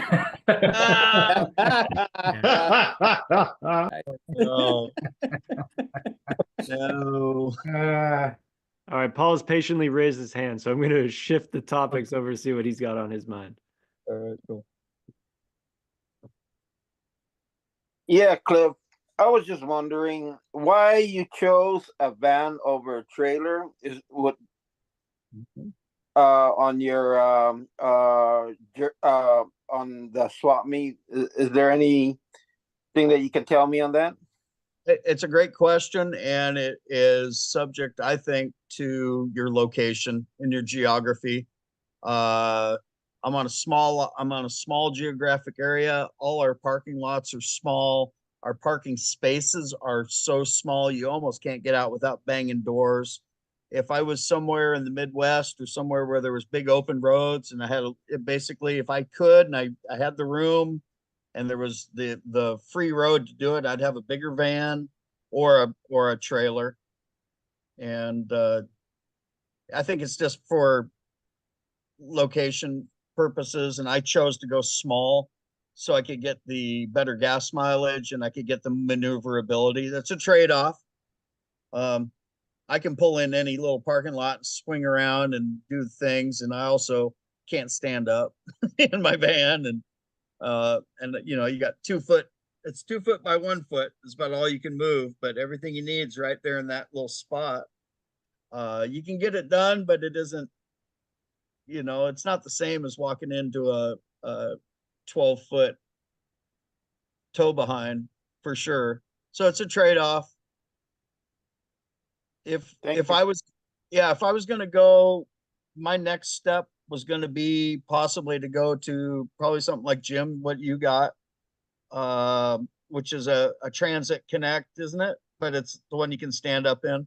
Yeah, it's a Ford Transit. The newest one that I have is the 250, Yep. which is basically a high top van, built over a F-150. Yeah. Right. Oh, there you go. Yeah, but it's not the big giant, like the giant Mercedes vans that a lot of the guys. No, it's the shortest wheelbase that you can have on them. Yeah. So the shortest thing that you can stand up in would have been my next step up. So, Okay, I've noticed that you from one of your YouTube thing you have an inverter in there, right? I do 3,000 watt inverter, 2 golf cart batteries. The whole system ran about $500 to put together. Okay. Yeah, I was thinking in that direction. You know, getting an inverter and doing the same thing you did with the flea market swap meet rather. Yep. So I'm looking into that right now. Look, some guys prefer the generators. You know, you yank them and they run, and you never have to fiddle around with them. I never had any trouble with my system. You get the isolator that attaches up underneath the hood, and that keeps the battery separate so that your start battery doesn't get drained, and then you're just running off the golf cart batteries or whatever batteries you choose. You can buy way more expensive batteries too. I'm just a cheapie. If it didn't work, I would have spent more money, but I'm glad I mean, the golf cart batteries were 100 and some bucks each from Costco. They started to drop down over the 2 or 3, 4 years, but they ran great for the price and the inverter. And then at a certain point in my farmer's market, if I was sucking too much juice, I get the notification. I have to go start the vehicle up, run it for a few minutes, give a little extra juice into the system. But you never have to mess around with anything else. It's all self-contained. It's still working right now. It's still out there in the truck. So I built it once. It was simple to build. It was under $500 to put it together, and it lasted and worked even with a larger palm grind bench grinder. And it was able to pull that just fine. 3,000 watt worked good. Would a solar help to charge to charge those batteries? Well, A solar? A solar could help, but what I found is usually I stop and I sharpen and then I drive and then I stop and then I sharpen and I drive, and I'm going every time I start the van, the generator starts putting 80 amps or 60 amps right back into the batteries, the alternator. So you're using your vehicle's alternator to charge your work batteries, and it pumps way more juice than a solar panel will. And so I found it just don't. I mean, on my way driving home, I've already filled up my batteries, and then they're ready to go the next day when I drive to the next location. It works. It just works. The only time it started not to work was when I was sharpening for 4 or 5 or 6 hours straight at the farmer's market. About 10 a.m., 10:30, after I'd been there since 6 in the morning, I'd start to get the little beep, beep, beep, beep, beep, and it's telling me that my voltage is low. And that isn't necessarily the system. It's because I was running these golf cart batteries, and there's a operational voltage window between 3.5 and 11.5 volts. After it drops below that, they still had plenty of juice in them, but there's only so much voltage in those golf cart batteries. And then the inverter didn't like it. So, but all in all, it worked great. I was just running it for 4 hours straight without, if you just drive between locations like you normally would, they work fine. Okay. Yep. Thank you. Thank you for that info. The other thing that I was how do you keep yourself cool in the tropics? It's not that bad. I mean, it's actually, honestly, you guys, it's cooler here sometimes than it is over there. It doesn't get up above 90, really 90 couple degrees in the summer here. I know you guys all think I'm a big pussy, but the wintertime, it can be down inside the house. It can be down in the 50s, low 50s inside the house.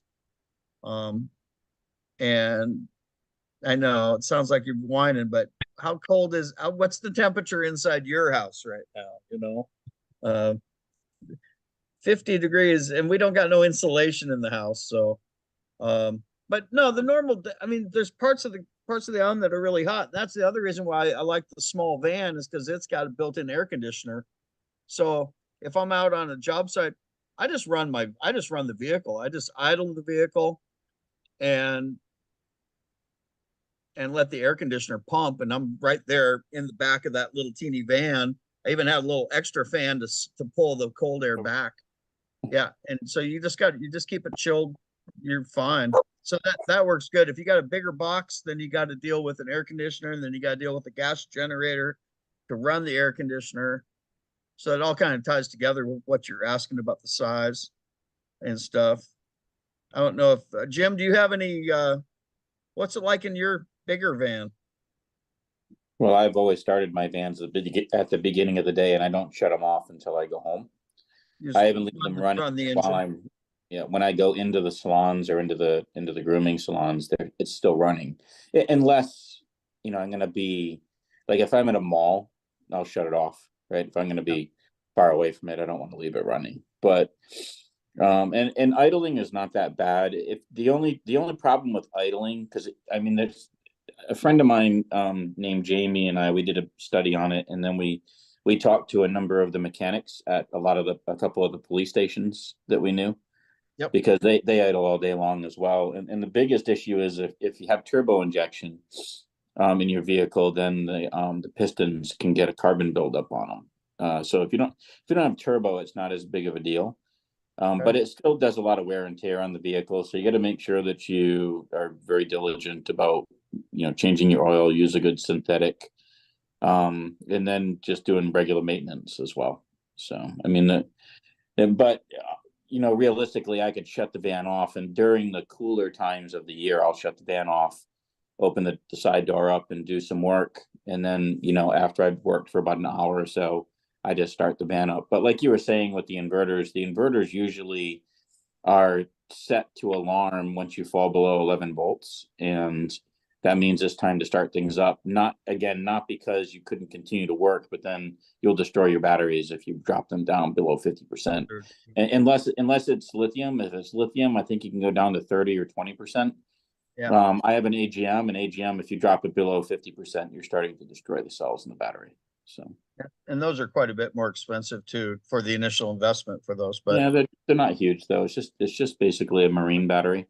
And the nice thing too that I really like about the Ford Transits, the larger ones, is the battery is actually for the vehicle itself is actually under the driver's seat. So it's very easy to connect the batteries. And also the other thing that you have to take into consideration if you have a vehicle is if you're powering where you're running a positive lead to positive lead, regardless of whether it's through an isolator or not, if your vehicle battery is under the hood, it's in the heat of the engine, and that battery is not going to last as long as well. So it's better in climate control. Yeah.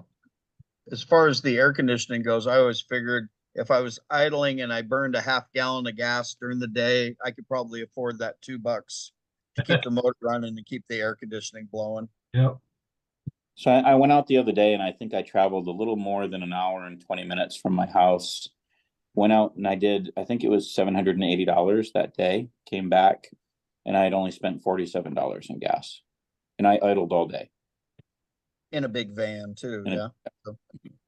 So, I'll take that trade any day. That's more than you'd have to pay in rent. Yeah. Yeah. Yeah, you can just live in the van if you need to. Sure. You know me, I have all my beds in the van. That's so wrong. All right, thank you for that info. I really appreciate it. That helped a lot in my process of thinking and analyzing the situation that I'm gonna be heading into. Thank you.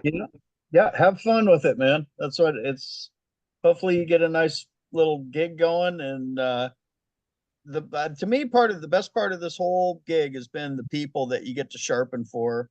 I don't know, Matt, if you can, relate to that at all, but having customers that and they bring you your stuff, whether it's at a market or to your house or wherever, and then you see them again and you recognize your own work, or you recognize somebody else's work. You know, and then pretty soon you recognize, you know, who does what. And sometimes I'll get a knife in and I'll go, where are you from? And they go, oh, we just moved here from California. Nothing against California. You know, but it's it's like, cause I know the 3 guys around here and this ain't one of them. And the bolster's shaped like a little roof of a house or something. And like, oh yeah, that ain't from around here. No, we just moved here. Okay. Here, let me give you a little round off on that. And yeah, meeting the people and having that experience of getting that growth is what that is that's job security is what that is. When people say I'll see you in a few months, I look forward to seeing you again, you know, you've got a source of income that's going to be coming back to you again. Which is ultimately what we want to do, is just not have to worry about that. Being self-employed can be kind of stressful when you're worried about that kind of stuff. Brick and mortar, having to pay rent can be stressful. But that's where you want to be, you know, cautiously. If you've already got an established farmers market route and you got a good income stream and a good number of people come from farmers market, you could probably do a from home or a brick and mortar and do just fine.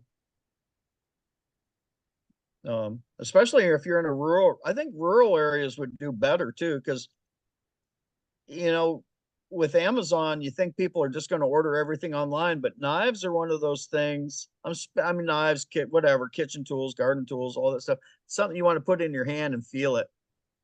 And they love to come to the store and they go, let me feel this one. Let me see this one. Let me find this one. There's a certain thing that you cannot get with a product, especially even a kitchen knife, but more of the pocket knives that, I think it's still a valid, you know, we're competing against a click and ship society, I guess. But this is one of those things where it still works. And it's refreshing for people to come in the store and they look around and they go, oh, wow, you got a lot of stuff and this is cool. And there's a good opportunities for the sharpening service and for the sales, and it can work.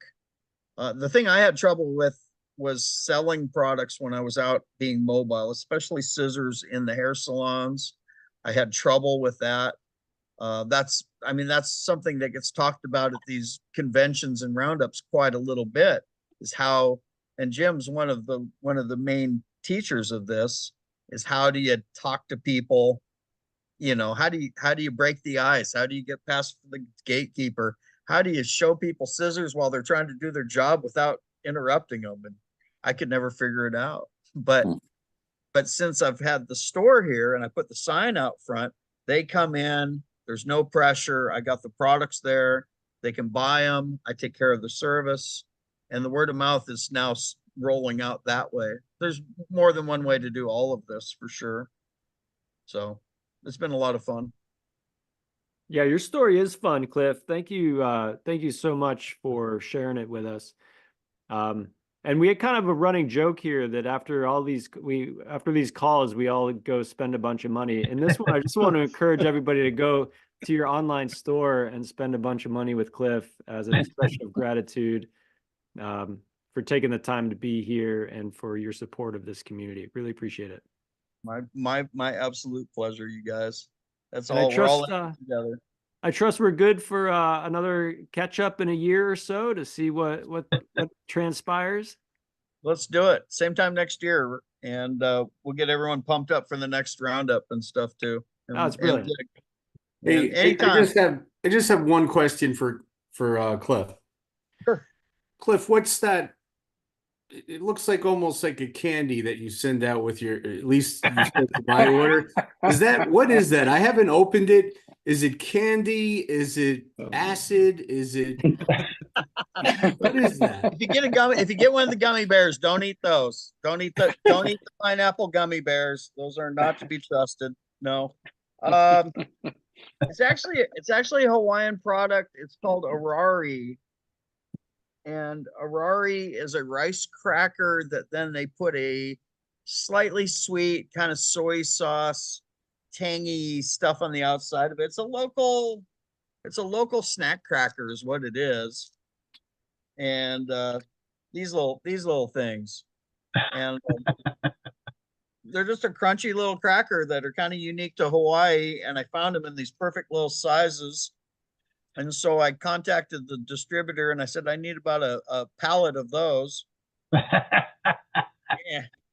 And yeah, they're just fun to throw in. Well, mine had like little rabbits on it. We were doing a little white rabbit thing. I would be a little careful about the white rabbits too. I haven't eaten it. I haven't. Not yet. Figured I'd ask you. That's a traditional Japanese candy in a rice cracker, not rice, a rice paper that'll dissolve. Yeah, it's the old white rabbits. Everyone knows those, right?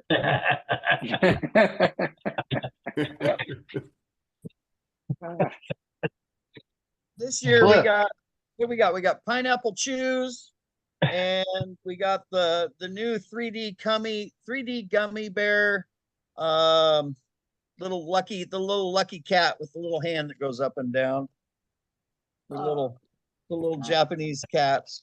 But it's hard to beat the fun snack cracker mix for sure. All right, I'll eat it now. Thanks. Yeah, go ahead, tear it up. Yeah. It helps improve your sharpening. It could help your game. That's right. Yeah. It's sitting downstairs on the bench. We kind of stopped sending out the gummy bears or the gummy pineapples because one of them liquefied on the way somewhere to Florida. And but the crackers are good. They're safe. Nothing funny. No funny business. Oh, that's fun. Hey, Cliff. Yes, sir. Your name comes up quite a bit here during the year. Matt's name comes up 3 more times than yours does. But what are you paying on commission for all these guys bringing up your name weekly? I need all the help I can get to feel right sized and just hanging out. That's another reason why I like doing this conventioning thing is because I get to see people one-on-one, and you guys can poke fun of me and remind me that I get to still be human, because I need that as much as anything else. I did not intend to become anything by doing all the YouTube videos or any of that stuff. I'm just figuring this out one day at a time like everybody else. And sometimes it gets embarrassing, to be honest. And I appreciate just being accepted as part of the crew, one of the tribe. And that's about it. Put somebody up on a pedestal and they'll just get knocked off. I don't want to be that to anybody. I like to do the stuff that I do. I do it because I like to do it, not because I'm trying to impress anybody. I just took a angle grinder to a felt wheel today. I just do what I do, guys. That's all I'm gonna do. I'll just keep doing that. And I appreciate everybody. I really do.